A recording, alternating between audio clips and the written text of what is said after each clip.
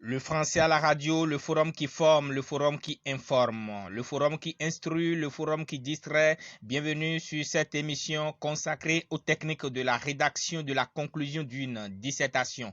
Merci de prendre le rendez-vous de cette émission avec nous. Nous démarrons avec la diva Cécimé.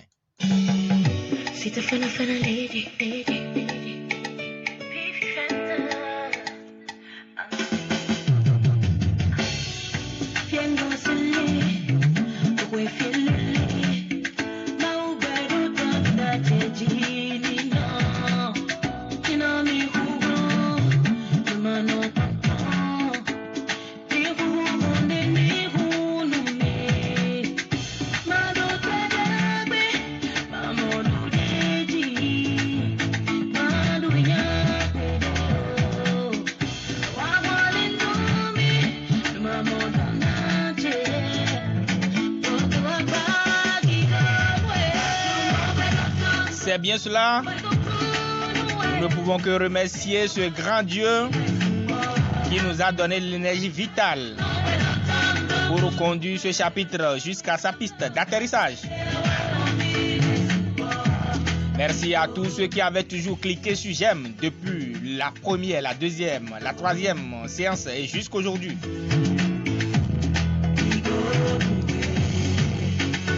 J'adresse mes chaleureuses salutations à tous ceux qui nous suivent depuis la Côte d'Ivoire, Lomé, Sénégal, Maroc.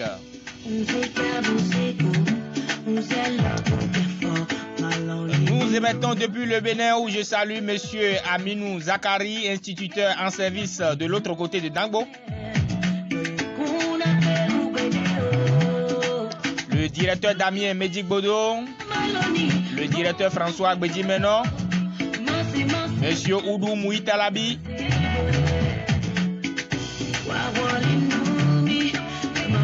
le directeur Segbeyon Hotonou, le directeur Oussou Vitali Renault. Je n'oublie pas les dames, les braves dames de ce forum. Madame Francine Kotikpa, Madame Armel Olabi. Recevez mes salutations.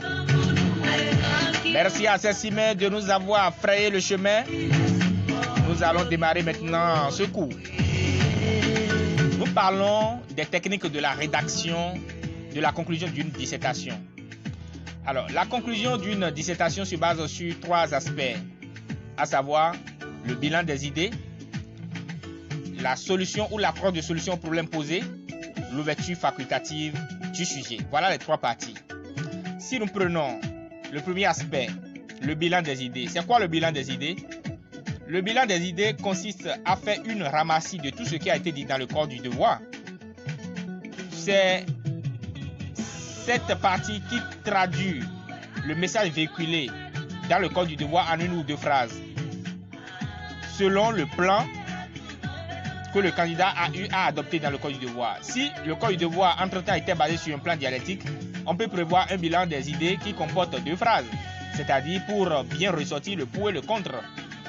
Si le corps du devoir était basé sur un plan explicatif à partie unique, on peut faire un bilan des idées qui comporte une phrase. Mais si c'est un plan explicatif qui a deux parties, on peut également faire un bilan des idées comportant deux phrases. C'est possible. L'essentiel est que là où les deux phrases de ce bilan des idées reflète le contenu du message véhiculé dans le corps du devoir. Nous allons donner un exemple rapidement. Prenons le sujet que nous avions toujours utilisé comme exemple depuis le début de cette séance. Le sujet dit: si Dieu était une femme, le monde aura un autre visage. Pensez-vous que le monde aurait un autre visage si les dirigeants politiques étaient des femmes? Alors, pour ce sujet-là, nous avions eu à développer deux grandes parties dans le corps du devoir parce qu'il s'agissait de plans dialectiques. Nous avions eu à développer l'importance de la femme dans la bonne gestion politique. Nous avions également développé les faiblesses de la femme dans la gestion politique. Alors, pour faire le bilan des idées ici, il nous suffit simplement de faire retenir avec réserve que les femmes peuvent être des bonnes dirigeantes politiques. De façon concrète, comment nous pouvons traduire cette idée? Je vais faire une phrase pour traduire cette idée que je viens de donner, pour pouvoir faire le bilan des idées, bien sûr. Alors, on peut dire simplement qu'il en ressort que le rôle des femmes en politique peut avoir un impact positif sur le changement de l'humanité. Toutefois, elles ne savent pas exploiter toutes leurs potentialités naturelles pour créer la paix et le pain. Voilà la phrase qui traduit l'idée pour retenir avec réserve le fait que les femmes peuvent être des bons dirigeants politiques. Alors, après cette partie, nous parlons de la solution ou l'approche de solution au problème posé. Ce deuxième aspect de la conclusion est une réponse à peu près ou directe au problème qu'on a posé depuis l'introduction. Le problème posé pour ce sujet était la place des femmes dans la gestion politique des cités. Donc ça veut dire que si nous devons proposer une solution à ce problème dans notre conclusion, nous devons proposer comme solution l'encouragement de l'émancipation féminine. Là, nous devons faire une phrase qui traduira l'encouragement à l'émancipation féminine.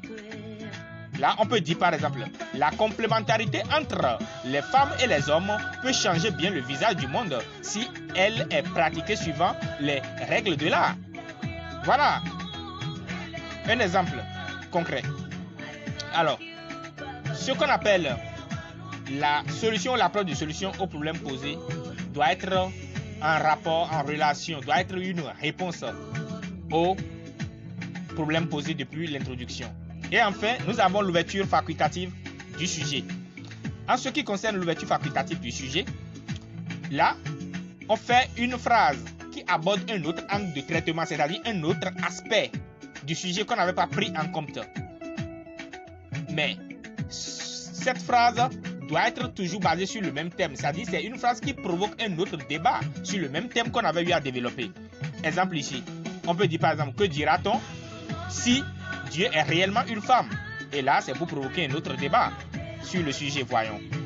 Voilà, je rappelle les trois parties de la conclusion. Le bilan des idées, la solution au problème posé et l'ouverture facultative du sujet. Merci de nous avoir suivis de bout en bout sur cette émission. Merci de prendre le prochain rendez-vous qui se base sur les techniques de la rédaction, de la contraction de texte. D'ici là, portez-vous bien. Je suis votre humble serviteur, Seoano Mathias Sokoti, sur votre forum préféré, le français à la radio.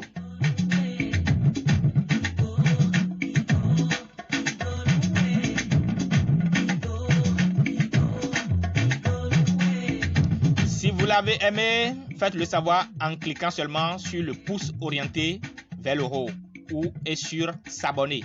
Merci beaucoup et à bientôt.